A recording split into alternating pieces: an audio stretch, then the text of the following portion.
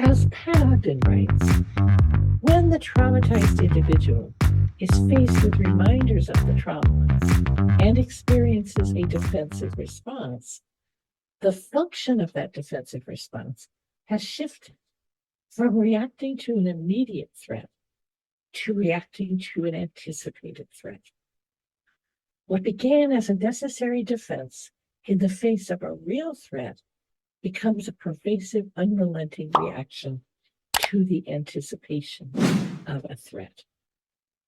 And there's where a lot of our traumatized clients get stuck. What threatens their stability is actually not the fragmentation, not the dissociation. It's the conflict between parts with different survival responses. The attached part wants to attach to you, but that's in conflict with the fight part's impulse to flee and the fight part's impulse to resist. Submission, right, in the sense of a willingness to work with the therapist, is in conflict with the fight parts fighting for control. So often we find clients who come to us saying, help me, help me, help me. And then they resist whatever we offer. And if we think of that as the attached part is saying, help me, help me, help me, the fight part is fighting for control. Focus on going on with normal life is in conflict with being hypervigilant and mistrustful.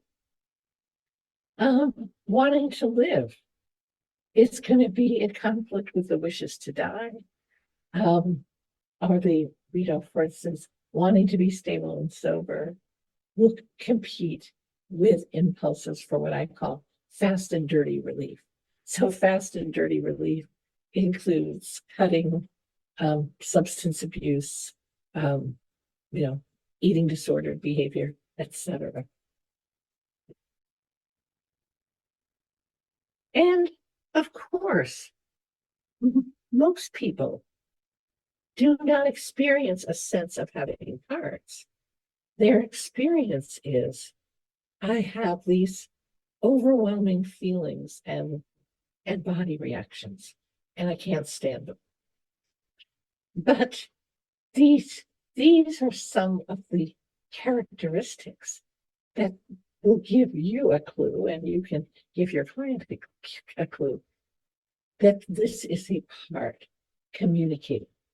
Remember, the parts are right brain dominant and driven by the right brain. So for the most part, they're not verbal. They may have words, right? The attached part might be able to say, help me, help me, help me. But the experience of the desperate need for help is a nonverbal body experience.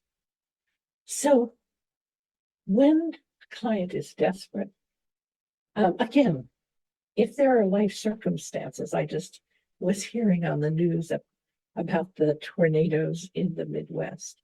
Of course, if you've lost your home in a tornado, there's going to be a feeling of desperation. But on an average workday, desperation is probably a part. Despair, hopelessness, shame, and rage also, right? There are lots of things to get angry about in someone's daily life. But rage, I assume, again, unless there is something actually happening. The chronic expectation of danger covers a lot of trauma symptoms. From hypervigilance, I assume hypervigilance is a part. I assume that panic attacks, fear and terror in various contexts, I assume those are parts. And certainly post-traumatic paranoia.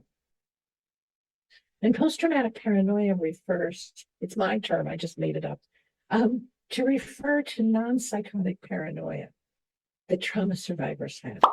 right? I feel like I'm being stalked, or I feel somebody's out to get me.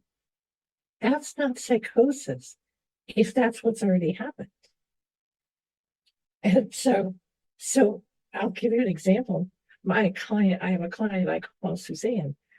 Suzanne has a very paranoid response when someone is positive toward her, right? Praises her, gives her a compliment, says something kind and supportive.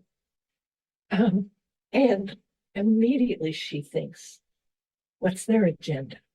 She calls it strings attached. And she says, I can't accept anything positive because it might have strings attached. That's post-traumatic paranoia related to being sexually assaulted by a therapist and by an athletic coach, who both of whom said very lovely things to her as a way to groom her. So of course she has that paranoia. All kinds of body sensations can be signs of hearts. The client goes numb.